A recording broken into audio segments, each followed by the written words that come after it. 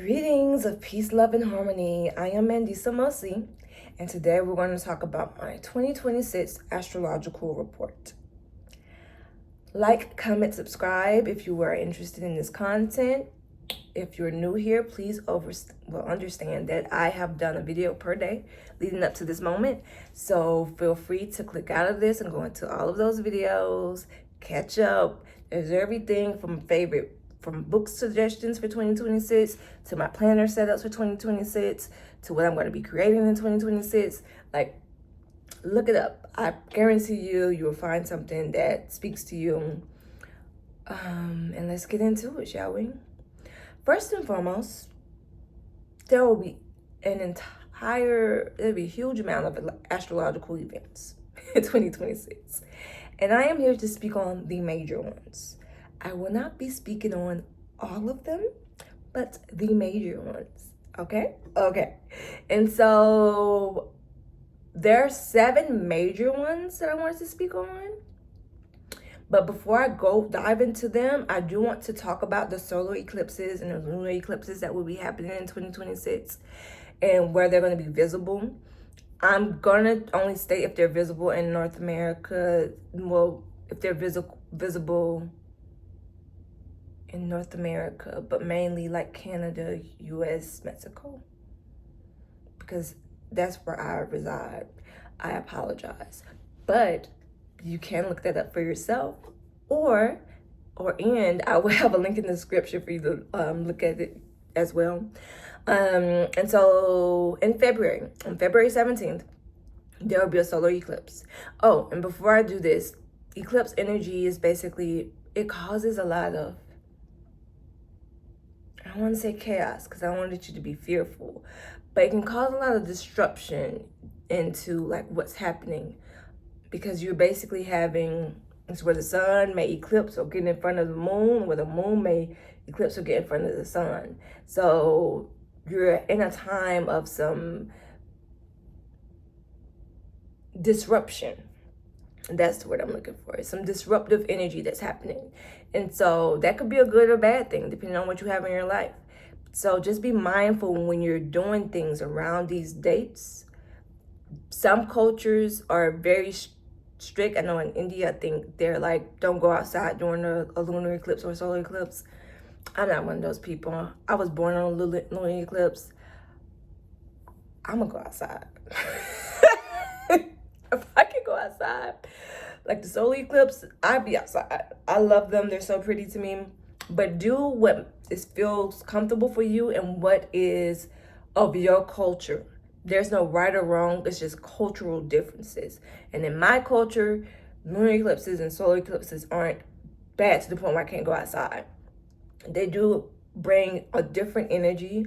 And when I say disruption, like I said, it's not necessarily a bad thing.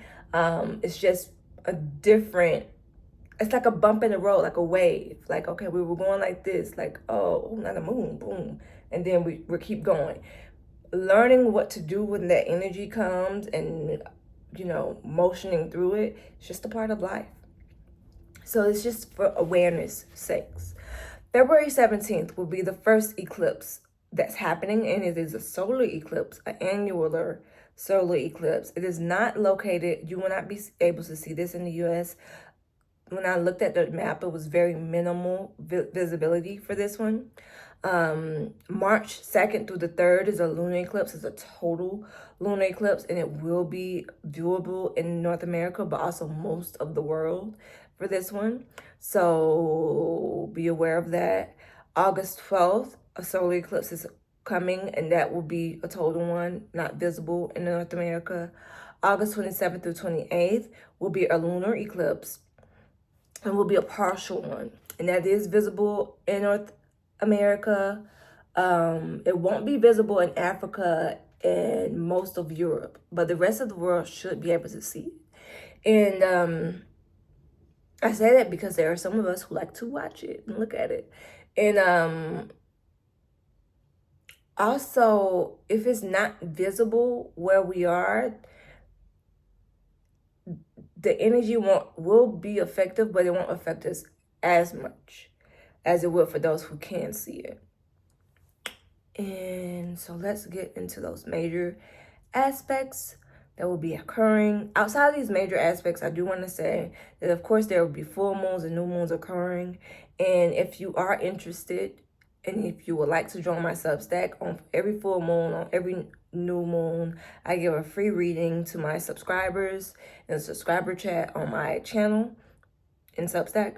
So if you're interested in that, you can head over there, subscribe, and you'll automatically get a notification. I do them at night, obviously, because sometimes that's when the energy is most potent. If I have time to do it when the energy is most potent, like if there's a, say for instance, if it's a super moon, and they get highest point in the sky, I'll try to do it at that time or around that time if I'm able. If not, you will get it that night though, not the same night. So the first thing that happens, Neptune re-enters Aries January 26, 2026 through May 1st of 2038. It stays in the sign for 14 years and is right now it's in retrograde in Pisces. So when it does go direct, remember what I told you in Numerology Report. Now is your time for new beginnings. This is your time when Neptune goes direct in Aries to take action. All right? You want to move on the things that you've already planned about, the things that you've been thinking about. Because when Neptune enters this place for 14 years, it's a generational shift. Okay? And I want you to, like, when this happens, like, be wary of certain things, like negative forces. And, like, no, be wary of people who lead with force. I'm saying that because if you know what type of time we're in. So be wary of those type of people.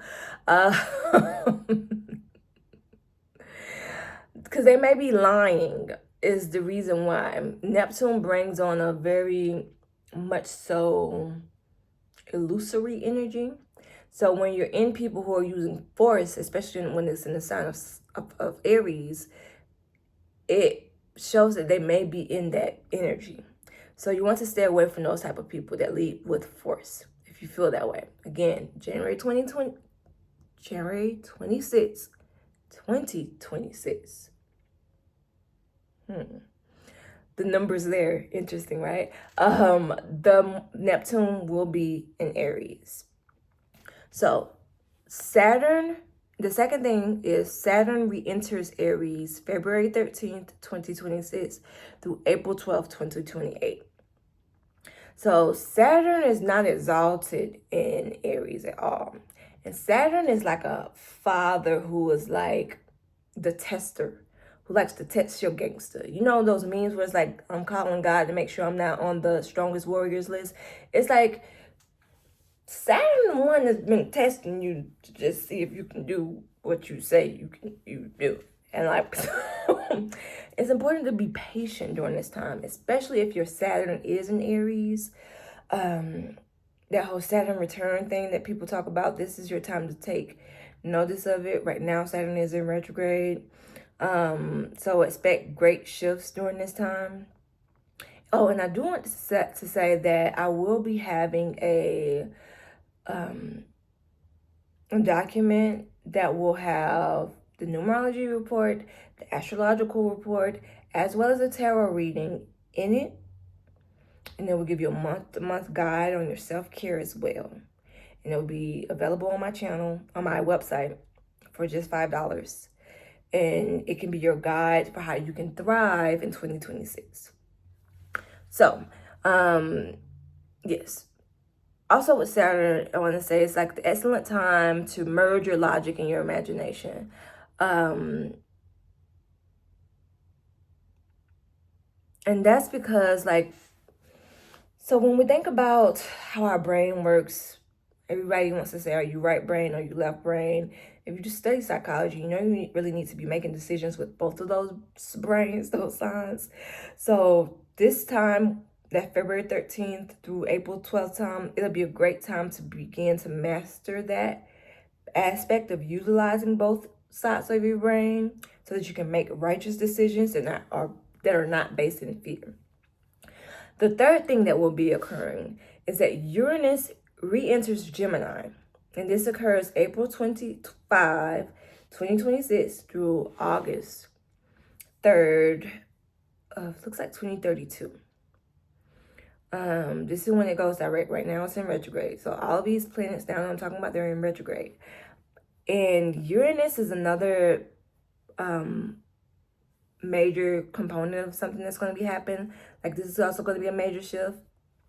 If you're talking about innovation in careers, like 2026 in general, if you're looking to make big changes in your careers, shifts in your careers. We've been talking about pivots all year in 2025.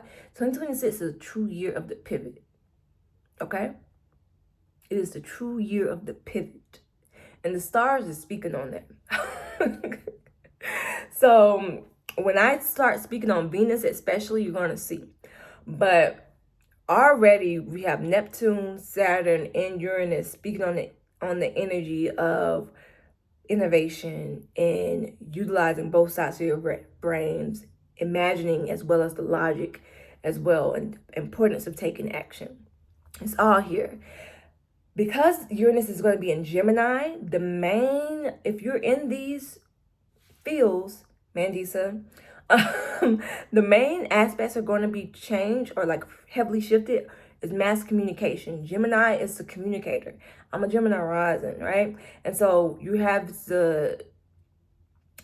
publishing, people, journalists, content creators, like people who are using their voice to do things, television, actors, things like that. This is April 25th. When Uranus shifts, you're going to see, you should shift as well. So plan right now. Like, think about it, brainstorm, and then when Uranus shifts, you're going to feel that energy about exactly what you need to do, exactly the moves you need to make. Don't be afraid. This is not the time for fear, right? So, like, if you've been teetering on using your voice for change and good and revolutionizing your voice, now is the time to do that.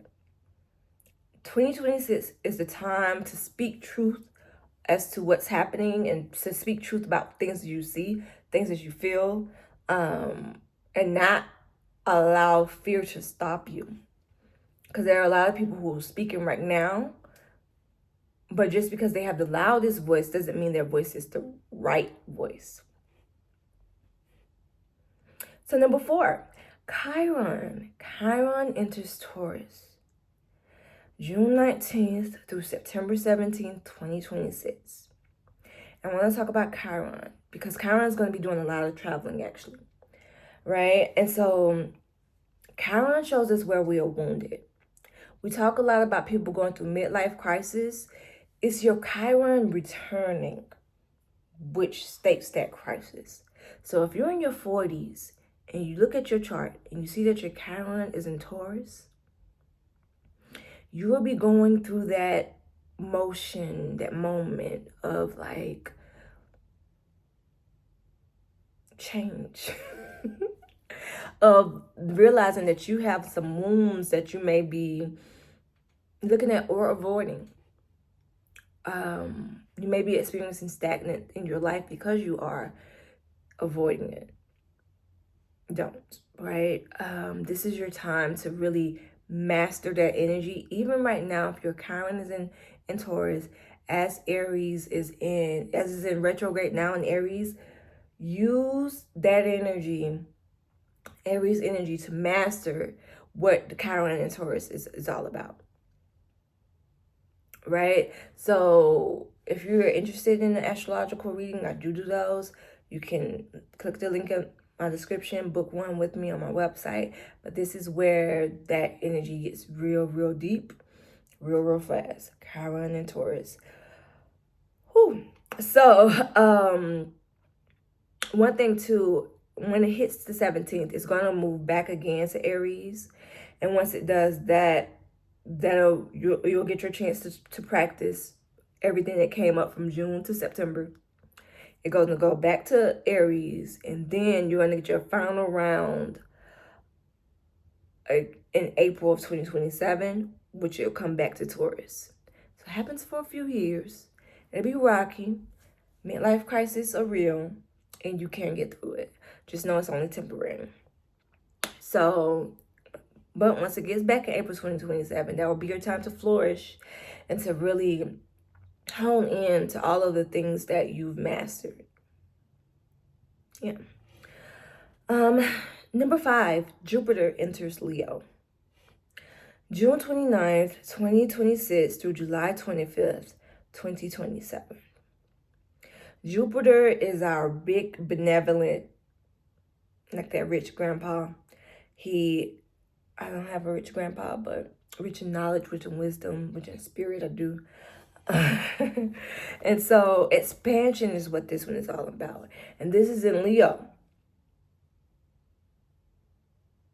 So your personal identity, not necessarily identity, but like the way you present yourself, Leo, this is what it is. If you've been thinking about like there's big old rebrand, being like a huge personality on YouTube or wherever your career lives, this is your time when Jupiter enters Leo. Be careful though about ego and attention seeking during this time, and those who have ego and attention seeking tendencies, especially you Leos out there. So, this will be a time for you to express yourself more boldly. Also a time for generosity. As I stated, Jupiter is all about expansion and giving. This is that time to practice and hone in onto that. And also a good thing here, there's not a need to compete when Jupiter is in Leo. Because Jupiter expands, it's expanding in Leo, there's a room for everyone to show up and show out. Like, you don't have to worry about competition when Jupiter hits Leo, because that's what Jupiter's trying to bring to us. It's trying to bring to us the gift of personal expression in the loudest form. Like, if you want to be a peacock when this happens, be your peacock. This is your peacock moment. And to not worry about other peacocks stealing your moment. Everybody can be a peacock. Like, your personas in this sign, it gets amplified. So, yeah. All those creators out there, keep creating, because Jupiter's coming. I'm talking to myself when I say this, because I'm going to be real with you. Doing YouTube and I'm feeling like I'm just talking to an empty room and uploading videos for no reason. It can feel like I'm doing it for no reason. Like, who's watching this? Who's looking at this? No one's looking at this. But I know that the energy is shifting. And as long as I keep going, it'll shift with me and people will catch on. So the things that you do right now aren't necessarily for the right now. Sometimes they're for your future self to reap the benefit off of. And that's what life has shown me. Have you ever made a soup and frozen the soup? This is a tangent, but have you ever done that? Made a soup, frozen the soup, came back to the soup later on, and was like, dang, this is some good soup. And then you're reaping the benefits of how you cut up and chopped up the vegetables. But then sometimes your past self, maybe they was going through something, they didn't chop those vegetables up as well. And now your future self is like, dang, why did I do this? Like, whatever energy you put in, your future self is going to reap it. So that's how I look at life. Like, right now, it may not be going. Future self, though, I'm doing it for her. Ashe. Number 6, the lunar nodes are going to shift. And this is going to affect those eclipses that I talked about earlier in the video. So the lunar nodes are going to go into Leo in Aquarius. The north node is going to go into Aquarius. Okay, and your south node is going to go into Leo. And this too, because it's going to shift into these aspects, not right around, like a month after Jupiter goes into Leo, you really have to, because the south node is in Leo, you have to really be careful about ego during this time. And fear about like competing with each other, because the south node rules our it shows what we need to release. So if ego issues are coming up, release it. If arrogance is coming up, release it. Like, if any of those things are coming up, just release them. It's just like, it doesn't serve us. So it's going to, and if your South Node is in Leo during this time, you're going to feel it as well. North Node being in Aquarius, it talks about what we need to increase in our life. And what we hunger for as well. So Aquarius is a very imaginative time, very intellectual sign. Utilize that during this time. Create your new world. It's a whole new world. Okay, create your new world during this time, okay? Number 7, Venus. Venus goes into retrograde in Scorpio and Libra in October 3rd through November 13th. So those energies of jealousy, rage, and grief, what Scorpio tends to bring, you're going to feel it when it comes to Venus. And Venus is about love and relationships. So be careful about that in your relationships, especially your love relationships. It can distort those things. And especially if you're feeling a lot of distrust during this time, it may not be because it's a valid reason. It could be because Venus is in retrograde, right? Because of Libra, it's going Scorpio and Libra. So between October 3rd and October 25th, it's going to go retrograde in Scorpio. So those things I just spoke about, be wary about. And October 25th to November 13th, they're going to go retrograde in Libra. So codependency and people pleasing, which Libras are prone to do. Be wary of that in your relationships. Codependency is a real thing. So it's like you coming from distrusting your lover and those relationships to being codependent and people pleasing in them. Watch out for it, okay? Right now, too, though, is a good time to brainstorm new ideas and passion projects that you may have been thinking about all year. Because again, this is happening in October. So don't be afraid to reinvent yourself. Jupiter energy was calling out mid-year when it went into Leo. Then you had your lunar nodes calling out as well. Now is the time, like you may be feeling that pressure, like I want to change, I want to shift, I want to do something, I want to pivot. Now is the time to do that. Reinvent yourself during this time. Well, not during this time. Think about it. All right, then after retrograde ends, November 13th, then you pivot, then you change. And that reinvention you can take on with you to the new year. All right. So this is the year of a lot of change, a lot of shifts happening, a lot of newness occurring. It will be a wild ride, but a fun ride if you stay the course. So whatever you decide to do it for at least 6 months continuously. If you're not seeing any present gains, which we're all prone to not see, pivot as need be, but do not stop. Stay towards the goal, even if that means you got to go another way. Okay? That's what this year is all about, because it's going to be your future self will reap the benefits of this. So that's how you should all be thinking about this. There will be one more reading that I will do for 2026, and that will be the tarot reading for 2026 that I will be putting on the site. And like I said before, check the links in the descriptions for some goodies like comment, subscribe, please, and you will receive a a digital product that will be on sale on my shop for $5 only, and it will be How You Can Thrive in 2026. It will not only have the numerology report, the astrological report, the tarot report, but it will synthesize all of those things to give you concrete uses for them. Because there's nothing worse than people telling you a bunch of spiritual mumbo jumbo, and you're like, okay, what do I do with this information? This will tell you what you need to do with this information. Not only that, but it will give you self-care tips for what you can do each month that can help you stay sane in 2026. Because I think we can all agree that we're in 2025 holding on by thin threads. Thank you so much for tuning in. Peace.